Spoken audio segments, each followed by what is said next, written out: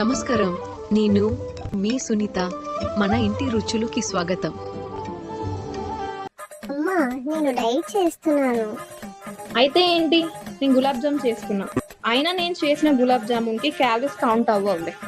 ఇదండి మా ఇంట్లో జరిగే స్వీట్ కన్వర్సేషన్. ముందుగా ఈ గులాబ్ జామ్ పౌడర్ ని బౌల్లోకి యాడ్ చేసుకొని కొద్ది కొద్దిగా పాలు వేసుకొని నేను చూపిస్తున్నట్టుగా సాఫ్ట్ గా కలుపుకొని ఇలా చిన్న చిన్న బాల్స్ గా చేసుకొని పక్కన ఉంచుకోవాలి.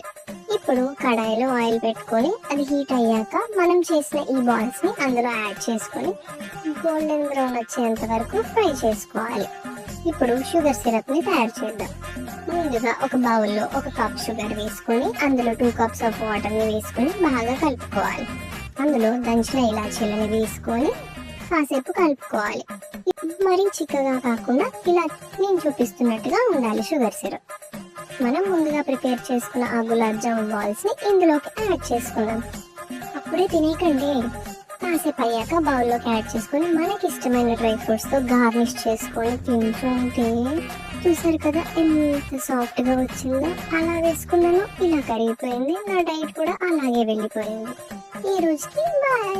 థ్యాంక్స్ ఫర్ వాచింగ్ మన ఇంటి రుచులు. మీరు కూడా ట్రై చేసి ఎలా ఉందో కామెంట్ చేసి చెప్పండి.